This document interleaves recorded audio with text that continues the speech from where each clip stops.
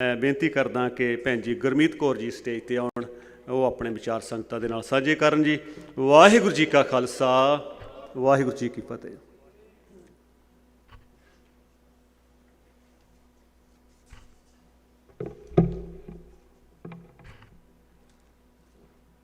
सतगुरां दी गोद विच नवाजी प्यारी साध संगत जी, वाहिगुरू जी का खालसा, वाहिगुरू जी की फतेह। ठीक 25 ਵਰ੍ਹਾ ਪਹਿਲਾਂ ਇੱਥੇ ਹੀ ਖੜੋ ਕੇ ਸਰਦਾਰ ਜਸਵੰਤ ਸਿੰਘ ਖਾਲੜਾ, ਸ਼ਹੀਦ ਜਸਵੰਤ ਸਿੰਘ ਖਾਲੜਾ ਨੇ ਆਪਣੀ ਤਕਰੀਰ ਵਿੱਚ ਇੱਕ ਬਾਤ ਪਾਈ ਸੀ। ਉਹ ਬਾਤ ਅੱਜ ਮਨੁੱਖੀ ਅਧਿਕਾਰਾਂ ਦੇ ਰਾਖਿਆਂ ਦੇ ਦਿਲ ਦੀ ਆਵਾਜ਼ ਬਣ ਚੁੱਕੀ ਹੈ। ਕਿਉਂਕਿ ਮੈਂ ਇੱਕ ਬਾਲ ਸਾਹਿਤਕਾਰ ਹਾਂ ਅਤੇ ਬੱਚਿਆਂ ਲਈ ਬਾਤਾਂ ਦੀਆਂ ਕਿਤਾਬਾਂ ਲਿਖਦੀ ਹਾਂ। ਇਹ ਬਾਤ ਮੈਂ ਤੁਹਾਡੇ ਨਾਲ ਸਾਂਝੀ ਕਰਨਾ ਚਾਹੁੰਦੀ ਹਾਂ ਅਤੇ ਇਹੀ ਬਾਤ ਮੈਂ ਇਸ ਕਿਤਾਬ ਦੇ ਆਰੰਭ ਵਿੱਚ ਵੀ ਲਿਖੀ ਹੈ। ਜਦ ਸੂਰਜ ਪਹਿਲੀ ਵਾਰ ਅਸਤਣ ਲੱਗਾ ਤਾਂ ਜਿਉਂ-ਜਿਉਂ ਉਹ ਆਪਣਾ ਪੰਧ ਮੁਕਾ ਰਿਹਾ ਸੀ, ਚਾਨਣ ਘਟ ਰਿਹਾ ਸੀ ਅਤੇ ਹਨੇਰੇ ਦੀ ਆਮਦ ਦੇ ਨਿਸ਼ਾਨ ਪ੍ਰਗਟ ਹੋ ਰਹੇ ਸਨ। ਤਾਂ ਕਹਿੰਦੇ ਆ ਲੋਕਾਂ ਵਿੱਚ ਹਾਹਾਕਾਰ ਮਚ ਗਈ ਕਿ ਸੂਰਜ ਛੁਪ ਜਾਊਗਾ, ਹਨੇਰਾ ਪਸਰ ਜਾਊਗਾ, ਕਿਸੇ ਨੂੰ ਕੁਛ ਦਿਸੂ ਨਾ, ਸਾਡਾ ਕੀ ਬਣੂਗਾ। ਦੁਨੀਆ ਫਿਕਰਮੰਦ ਸੀ ਪਰ ਸੂਰਜ ਅਸਤਿਆ। ਹਨੇਰੇ ਨੇ ਆਪਣਾ ਜੌਹਰ ਦਿਖਾਉਣ ਲਈ ਧਰਤੀ 'ਤੇ ਪੈਰ ਧਰਿਆ। ਪਰ ਕਹਿੰਦੇ ਆ ਕਿ ਦੂਰ ਕਿਸੇ ਝੋਪੜੀ ਵਿੱਚ ਇੱਕ ਦੀਪਕ ਨੇ ਸਿਰ ਚੁੱਕਿਆ। ਉਸਨੇ ਕਿਹਾ, ਮੈਂ ਹਨੇਰੇ ਨੂੰ ਆਪਣੇ ਲਾਗੇ ਨਹੀਂ ਲੱਗਣ ਦੇਵਾਂਗਾ, ਮੈਂ ਆਪਣੇ ਆਲੇ ਦੁਆਲੇ ਤਾਂ ਚਾਨਣ ਕਾਇਮ ਕਰਾਂਗਾ। ਤਾਂ ਉਸ ਦੀਪਕ ਨੂੰ ਦੇਖ ਕੇ ਕਹਿੰਦੇ ਹੈ ਕਿ ਹਰ ਝੁੱਗੀ ਝੋਪੜੀ ਵਿੱਚੋਂ ਇੱਕ ਦੀਪਕ ਉੱਠਿਆ ਅਤੇ ਦੁਨੀਆ ਹੈਰਾਨ ਰਹਿ ਗਈ ਕਿ ਇਹਨਾਂ ਦੀਪਕਾਂ ਨੇ ਹਨੇਰੇ ਨੂੰ ਪਸਰਨੋਂ ਰੋਕ ਲਿਆ ਅਤੇ ਲੋਕੀ ਦੇਖ ਸਕੇ। ਸਿਰਫ 5 ਮਹੀਨਿਆਂ ਬਾਅਦ ਇਸ ਦੀਪਕ ਦੀ ਲੋ ਨੂੰ ਬੁਝਾ ਦਿੱਤਾ ਗਿਆ, ਪਰ ਬੁੱਝਣ ਤੋਂ ਪਹਿਲਾਂ ਉਹ ਅਨੇਕਾਂ ਚਿਰਾਗਾਂ ਨੂੰ ਰੋਸ਼ਨ ਕਰ ਗਈ। ਇਸ ਮਰਜੀਵੜੇ ਦੀ ਇਹ ਬਾਤ ਸਾਡੇ ਮਨਾਂ ਨੂੰ, ਸਾਡੇ ਬਾਲਾਂ ਨੂੰ ਵੀ ਚਿਰਾਗਾਂ ਵਾਂਗ ਰੋਸ਼ਨ ਕਰਦੀ ਰਹੇ। ਸੋ ਇਹ ਕਿਤਾਬ ਮੈਂ ਇਸ ਕਰਕੇ ਲਿਖੀ ਹੈ।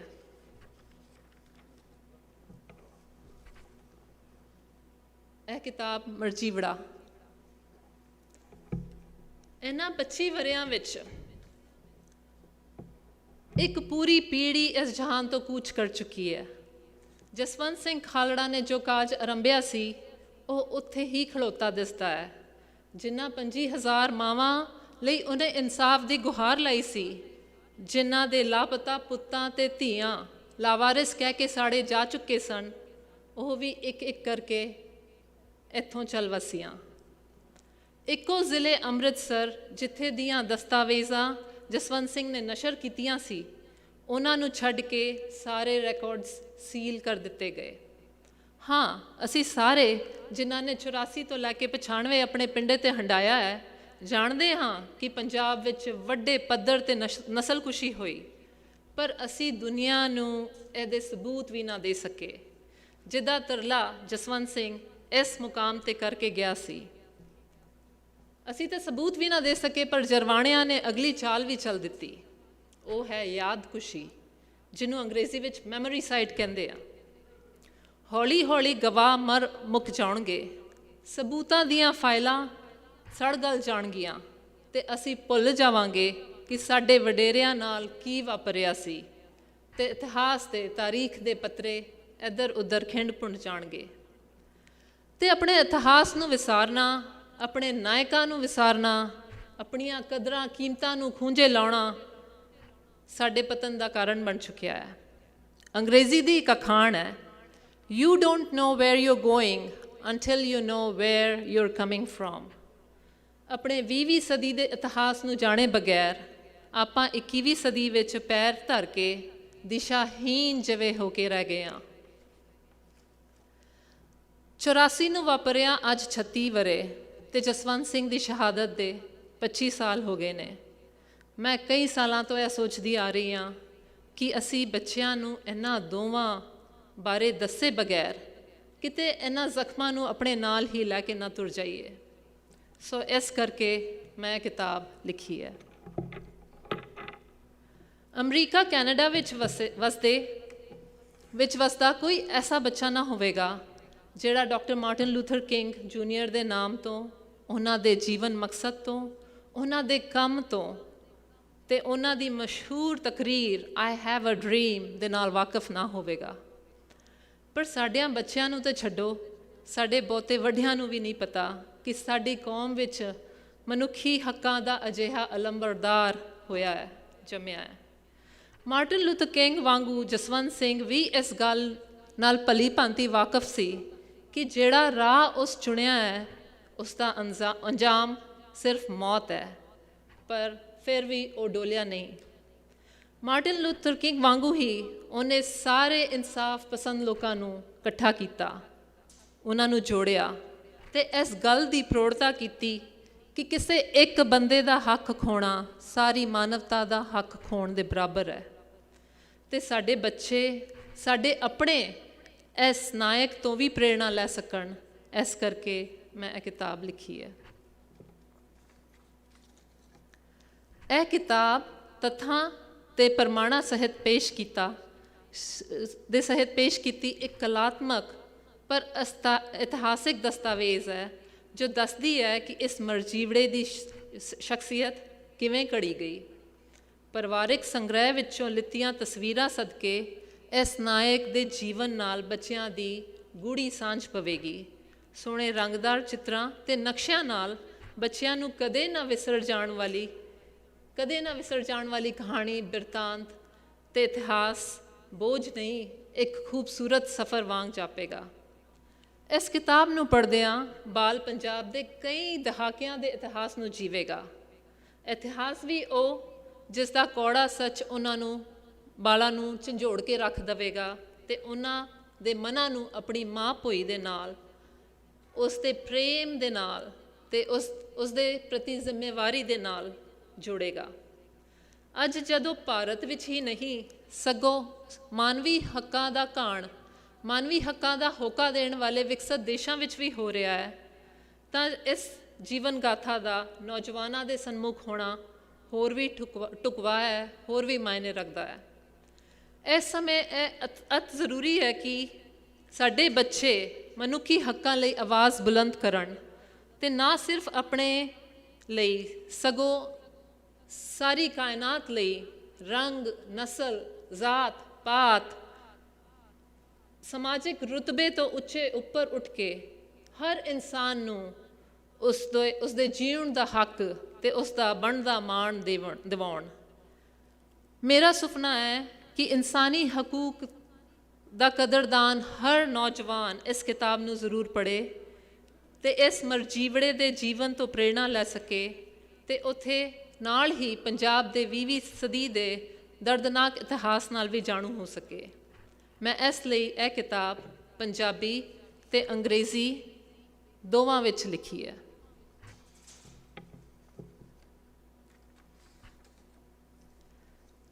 ਇਹ ਕਿਤਾਬ ਦੀ ਵਿਉਂਤਬੰਦੀ ਇਸ ਤਰ੍ਹਾਂ ਹੈ ਕਿ ਇਸ ਵਿੱਚ ਜਸਵੰਤ ਸਿੰਘ ਦੇ ਜੀਵਨ, ਸੋਚ, ਸੰਘਰਸ਼, ਯੋਗਦਾਨ ਅਤੇ ਸ਼ਹੀਦੀ ਨੂੰ ਹੀ ਨਹੀਂ ਦਰਸਾਇਆ ਗਿਆ, ਸਗੋਂ ਉਹਦੇ ਸਫ਼ਰ ਵਿੱਚ ਆਈਆਂ ਵਿਚਾਰਧਾਰਾਵਾਂ ਅਤੇ ਪੰਜਾਬ ਦੀ ਤਾਰੀਖ ਦਾ ਵੀ ਵਿਸਤਾਰ ਹੈ। ਜਿਵੇਂ ਦੇਸ਼ ਦੀ ਆਜ਼ਾਦੀ ਦੀ ਜੱਦੋ-ਜਹਿਦ, ਕਾਮਾਗਾਤਾ ਮਾਰੂ, 1947 ਦੀ ਪੰਜਾਬ ਦੀ ਵੰਡ, 1965 ਅਤੇ 71 ਦੀ ਜੰਗ, ਪੰਜਾਬੀ ਸੂਬੇ ਦੇ ਨਾਂ 'ਤੇ 1966 ਵਿੱਚ ਪੰਜਾਬ ਦੀ ਦੁਬਾਰਾ ਵੰਡ, 1975 ਦੀ ਐਮਰਜੈਂਸੀ, 1978 ਦਾ ਖੂਨੀ ਸਾਕਾ, ਅਨੰਦਪੁਰ ਸਾਹਿਬ ਦਾ ਮਤਾ, ਸਿੱਖ ਸੰਘਰਸ਼, ਧਰਮ ਯੁੱਧ ਮੋਰਚਾ ਅਤੇ ਜੂਨ 84 ਦਾ ਨੀਲਾ ਤਾਰਾ ਸਾਕਾ ਅਤੇ ਨਵੰਬਰ 1984 ਦਾ ਸਿੱਖ ਕਤਲੇਆਮ ਅਤੇ ਉਸ ਤੋਂ ਬਾਅਦ ਦੀਆਂ ਗੁੰਮਸ਼ੁਦਗੀਆਂ ਅਤੇ ਫਿਰ ਇਸ ਸਭ ਬਿਰਤਾਂਤ ਵਿੱਚ ਜਸਵੰਤ ਸਿੰਘ ਦਾ ਬਚਪਨ ਤੋਂ ਸ਼ਹਾਦਤ ਤੱਕ ਦਾ ਸਫ਼ਰ, ਇਹ ਸਭ ਇੱਕ ਕਹਾਣੀ ਦੇ ਰੂਪ ਵਿੱਚ ਮੌਜੂਦ ਹੈ। ਇਹ ਇਸ ਮਰਜੀਵੜੇ ਜਸਵੰਤ ਸਿੰਘ ਖਾਲੜਾ ਦੀ ਮਾਂ ਮੁਖਤਿਆਰ ਕੌਰ ਦੀ ਵੀ ਕਹਾਣੀ ਹੈ, ਜੋ ਲਾਪਤਾ ਪੁੱਤਾਂ ਦੀਆਂ ਮਾਵਾਂ ਦੀ ਲੜੀ ਵਿੱਚ 25,001ਵੀਂ ਮਾਂ ਬਣ ਗਈ। ਇਹ ਬਾਪੂ ਕਰਤਾਰ ਸਿੰਘ ਦੀ ਵੀ ਕਹਾਣੀ ਹੈ, ਜਿਸਦੇ ਪਿਤਾ ਨੇ ਆਪਣੀ ਜਵਾਨੀ ਤੇ ਆਪਣਾ ਜੀਵਨ ਉਸ ਦੇਸ਼ ਦੀ ਆਜ਼ਾਦੀ ਲਈ ਵਾਰਿਆ, ਜਿਸ ਦੇਸ਼ ਦੇ ਆਜ਼ਾਦ ਨਿਜ਼ਾਮ ਨੇ ਫਿਰ ਉਸ ਦੇ ਪੋਤਰੇ ਦਾ ਹੀ ਬੇਰਹਿਮੀ ਨਾਲ ਕਤਲ ਕਰਨਾ ਸੀ। ਇਹ ਬੀਬੀ ਪਰਮਜੀਤ ਕੌਰ ਦੀ ਵੀ ਕਹਾਣੀ ਹੈ, ਜੋ ਇੱਕ ਮਸ਼ਾਲਚੀ ਬਣ ਇਨਸਾਫ ਦੀ ਜੰਗ ਲੜਦੀ ਰਹੀ, ਜਿਹਦੀਆਂ ਬੇਰੋਕ ਸਰਗਰਮੀਆਂ ਨੇ ਹਜ਼ਾਰਾਂ ਹੀ ਗੁੰਮਸ਼ੁਦਗੀਆਂ ਤੇ ਗੈਰ ਕਾਨੂੰਨੀ ਕਤਲੇ-ਆਮ ਦੀ ਸੱਚਾਈ ਤੋਂ ਸਰਕਾਰ ਦਾ ਮੁਨਕਰ ਹੋਣਾ ਨਾਮੁਮਕਿਨ ਕਰ ਦਿੱਤਾ। ਇਹ 20ਵੀਂ ਸਦੀ ਦੇ ਪੰਜਾਬ ਦੀ ਕਹਾਣੀ ਹੈ। ਕਿਤਾਬ ਦੇ ਆਰੰਭ ਦੀ ਤਰ੍ਹਾਂ ਕਿਤਾਬ ਦਾ ਅੰਤ ਵੀ ਇੱਕ ਬਾਤ ਨਾਲ ਹੁੰਦਾ ਹੈ। ਜਦੋਂ ਵੀ ਇਨਸਾਫ ਲੈਣੋਂ ਅਸਮਰਥ ਕੋਈ ਲਾਚਾਰ ਬੰਦਾ ਇਹ ਕਹਿੰਦਾ ਕਿ ਜਸਵੰਤ ਸਿੰਘ ਦੀ ਕੋਸ਼ਿਸ਼ ਤਾਂ ਬੇਇਨਸਾਫੀ ਦੇ ਸਾਗਰ ਵਿੱਚ ਇੱਕ ਬੂੰਦ ਦੀ ਨਿਆਈ ਹੈ, ਤੇ ਇਹਦੇ ਕੰਮਾਂ ਕਾਰਾਂ ਬਾਰੇ, ਉਹਨਾਂ ਦੀ ਅਹਿਮੀਅਤ ਬਾਰੇ ਸਵਾਲ ਕਰਦਾ, ਤੇ ਜਸਵੰਤ ਸਿੰਘ ਉਹਨੂੰ ਇਹ ਬਾਤ ਸੁਣਾਉਂਦਾ। ਇੱਕ ਵਾਰ ਜੰਗਲ ਵਿੱਚ ਅੱਗ ਲੱਗ ਗਈ। ਚਿੜੀ ਆਪਣੀ ਚੁੰਝ ਵਿੱਚ ਪਾਣੀ ਦੀਆਂ ਬੂੰਦਾਂ ਭਰ ਕੇ ਆਵੇ ਤੇ ਬਾਰ-ਬਾਰ ਅੱਗ ਉੱਤੇ ਪਾਈ ਜਾਵੇ। ਕਿਸੇ ਨੇ ਉਸ ਨੂੰ ਪੁੱਛ ਲਿਆ, ਚਿੜੀਏ ਚਿੜੀਏ, ਐਦਾਂ ਅੱਗ ਬੁਝ ਜਾਊ? ਚਿੜੀ ਕਹਿੰਦੀ, 3 ਤਰ੍ਹਾਂ ਦੇ ਜੀ ਇਸ ਅੱਗ ਨਾਲ ਜੁੜੇ ਹੋਏ ਨੇ। ਪਹਿਲੇ ਉਹ ਜਿਨ੍ਹਾਂ ਕਰਕੇ ਇਹ ਅੱਗ ਲੱਗੀ ਹੈ, ਦੂਜੇ ਉਹ ਜਿਹੜੇ ਚੁੱਪਚਾਪ ਤਮਾਸ਼ਾਈ ਬਣ ਖੜੇ ਨੇ, ਤੇ ਤੀਜੇ ਉਹ ਨੇ ਜੋ ਇਸ ਅੱਗ ਨੂੰ ਬੁਝਾਉਣ ਵਾਸਤੇ ਆਪਣਾ ਸਾਰਾ ਵਾਹ ਲਾ ਰਹੇ ਨੇ। ਮੈਨੂੰ ਨਹੀਂ ਪਤਾ ਕਿ ਇਹ ਅੱਗ ਬੁਝੇਗੀ ਕਿ ਨਹੀਂ, ਪਰ ਕੱਲ੍ਹ ਨੂੰ ਕੋਈ ਇਹ ਬਾਤ ਪਾਵੇਗਾ ਤੇ ਮੇਰਾ ਨਾਂ ਨਾ ਤੇ ਉਹਨਾਂ ਵਿੱਚ ਆਵੇਗਾ ਜਿਨ੍ਹਾਂ ਨੇ ਇਹ ਅੱਗ ਲਾਈ ਹੈ, ਨਾ ਤੇ ਉਹਨਾਂ ਵਿੱਚ ਜੇ ਚੁੱਪਚਾਪ ਖੜੇ ਹੋ ਕੇ ਤਮਾਸ਼ਾ ਵੇਖਦੇ ਨੇ। ਮੇਰਾ ਨਾਂ ਉਹਨਾਂ ਵਿੱਚ ਆਵੇਗਾ ਜਿਨ੍ਹਾਂ ਨੇ ਇਸ ਅੱਗ ਨੂੰ ਬੁਝਾਉਣ ਲਈ ਆਪਣਾ ਸਾਰਾ ਵਾਹ, ਆਪਣਾ ਸਾਰਾ ਹੀਲਾ ਲਾ ਦਿੱਤਾ, ਸਾਰਾ ਜ਼ੋਰ ਲਾ ਦਿੱਤਾ। ਅਕਸਰ ਸਾਨੂੰ ਲੱਗਦਾ ਹੈ ਕਿ ਸਾਡੀ ਮਾੜੀ ਮੋਟੀ ਤੇ ਇਕੱਲਿਆਂ ਦੀ ਕੋਸ਼ਿਸ਼ ਨਾਲ ਕੋਈ ਬਹੁਤਾ ਫਰਕ ਨਹੀਂ ਪੈਣ ਵਾਲਾ, ਪਰ ਇਹ ਤਾਂ ਇਤਿਹਾਸ ਹੀ ਦੱਸੇਗਾ ਕਿ ਸਾਡਾ ਨਾਂ ਕਿਹਨਾਂ ਵਿੱਚ ਆਵੇਗਾ।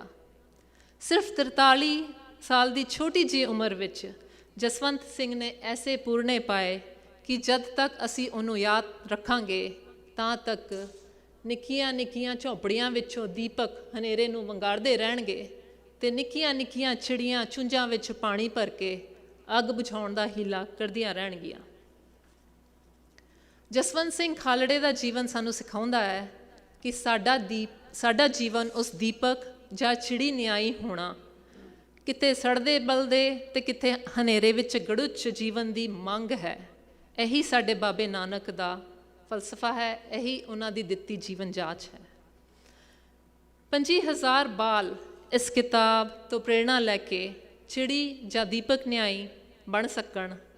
ਮੈਂ ਇਹ ਕਿਤਾਬ ਇਸ ਲਈ ਉਹਨਾਂ ਲਈ, ਤੁਹਾਡੇ ਲਈ, ਆਪਣੇ ਲਈ, ਸਭਨਾਂ ਲਈ ਲਿਖੀ ਹੈ।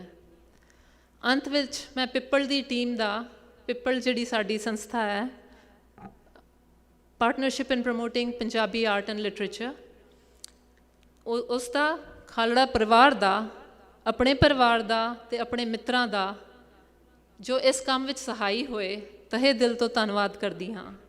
ਤੇ ਓਨਟਾਰੀਓ ਖਾਲਸਾ ਦਰਬਾਰ ਤੇ ਵਰਲਡ ਸਿੱਖ ਆਰਗੇਨਾਈਜੇਸ਼ਨ ਦੀ ਵੀ ਸ਼ੁਕਰਗੁਜ਼ਾਰ ਹਾਂ, ਜਿਨ੍ਹਾਂ ਨੇ ਇਸ ਕਿਤਾਬ ਦੀ ਚੱਟ ਵਾਸਤੇ ਇਸ ਇਤਿਹਾਸਿਕ ਥਾਂ 'ਤੇ ਮੈਨੂੰ ਸੱਦਿਆ।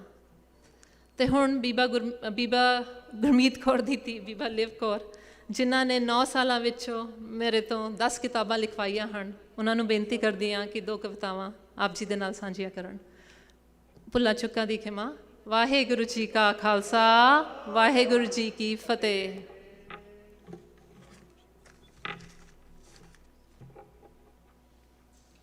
ਵਾਹਿਗੁਰੂ ਜੀ ਕਾ ਖਾਲਸਾ, ਵਾਹਿਗੁਰੂ ਜੀ ਕੀ ਫਤਿਹ।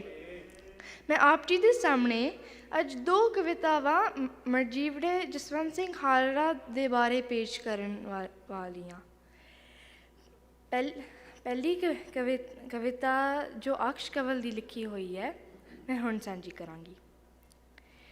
ਕੀ ਹੁੰਦੇ ਨੇ ਹੱਕ ਮਨੁੱਖੀ, ਕਿਹਨੂੰ ਕੁਰਬਾਨੀ ਕਹਿੰਦੇ ਨੇ, ਉਹੀਓ ਜਾਣਨ ਜ਼ੁਲਮ ਕੀ ਹੁੰਦਾ ਜੋ ਪਿੰਡੇ ਤੇ ਸਹਿੰਦੇ ਨੇ।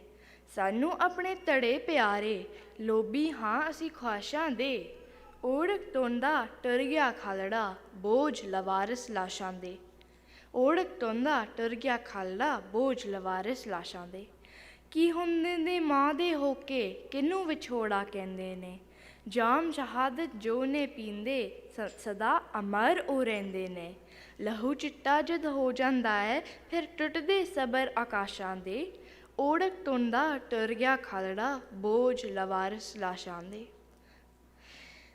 ਦੂਜੀ ਕਵਿਤਾ ਜੋ ਕਿ ਮਨਬੀਰ ਸਿੰਘ ਮਾਨ ਦੀ ਲਿਖੀ ਹੋਈ ਹੈ ਮੈਂ ਪੇਸ਼ ਕਰਾਂਗੀ। ਤਾਂ ਉਹ ਤਰਤ ਮੇਰੀ ਦਾ ਜਾਇਆ ਜਿਸ ਹਾਦਾ ਨਾਰਾ ਲਾਇਆ। ਲਾ ਵਾਰਿਸ ਕਹਿ ਕੇ ਸਾੜੀਆਂ ਲਾਸ਼ਾਂ ਦਾ ਉਹ ਵਾਰਿਸ ਬਣ ਕੇ ਆਇਆ। ਕਈ ਭੇਤ ਵੀ ਉਹਨੇ ਖੋਲੇ ਜਦੋਂ ਸਿਵੇ ਆਣ ਫਰੋਲੇ। ਸਿਵਿਆਂ ਦੀ ਤੁਕਦੀ ਧੂਣੀ ਚੋਂ ਮਾਂ ਵਾਂਦੇ ਪੁੱਤਰ ਬੋਲੇ। ਨਹਿਰਾਂ ਰੋਹੀਆਂ ਚੁਰਾਹਿਆਂ 'ਤੇ ਸਾਨੂੰ ਬੰਨ ਕੇ ਮਾਰ ਮੁਕਾਇਆ। ਦਾ ਵਾਰਿਸ ਕਹਿ ਕੇ ਸਾੜੀਆਂ ਲਾਸ਼ਾਂ ਦਾ ਉਹ ਵਾਰਿਸ ਬਣ ਕੇ ਆਇਆ। ਉਹਦੇ ਸੀਨੇ ਦੇ ਵਿੱਚ ਪੀੜਾ ਭਾਵੇਂ ਰਸਤਾ ਬਹੁਤਾ ਭੀੜਾ। ਪੰਜਾਬ ਦੇ ਹੰਝੂ ਪੂੰਝਣ ਲਈ ਇਕੱਲਾ ਹੀ ਤੁਰ ਪਿਆ ਹੀਰਾ। ਸੀ ਸਿਰੜੀ 'ਤੇ ਬੇਖੌਫ ਬੜਾ ਭਾਵੇਂ ਕਈਆਂ ਨੇ ਧਮਕਾਇਆ। ਲਾ ਵਾਰਿਸ ਕਹਿ ਕੇ ਸਾੜੀਆਂ ਲਾਸ਼ਾਂ ਦਾ ਉਹ ਵਾਰਿਸ ਬਣ ਕੇ ਆਇਆ। ਹੋਈ ਹਾਕਮਾਂ ਨੂੰ ਤਕਲੀਫ ਬੜੀ ਉਹਨੂੰ ਰੋਕਣ ਦੀ ਤਜਵੀਜ਼ ਕਰੀ। ਉਹ ਵੀ ਇਹ ਸੱਚ ਜਾਣਦਾ ਕਿ ਰਾਹਾਂ ਵਿੱਚ ਹੈ ਮੌਤ ਖੜੀ। ਹੱਸ ਹੱਸ ਕੇ ਮੌਤ ਵਿਆਹ ਲਿੱਤੀ ਉਹ ਰੱਤਾ ਵੀ ਨਾ ਘਬਰਾਇਆ। ਲਾ ਵਾਰਿਸ ਕਹਿ ਕੇ ਸਾੜੀਆਂ ਲਾਸ਼ਾਂ ਦਾ ਉਹ ਵਾਰਿਸ ਬਣ ਕੇ ਆਇਆ। ਲਾ ਵਾਰਿਸ ਕਹਿ ਕੇ ਸਾੜੀਆਂ ਲਾਸ਼ਾਂ ਦਾ ਉਹ ਵਾਰਿਸ ਬਣ ਕੇ ਆਇਆ। ਵਾਹਿਗੁਰੂ ਜੀ ਕਾ ਖਾਲਸਾ ਵਾਹਿਗੁਰੂ ਜੀ ਕੀ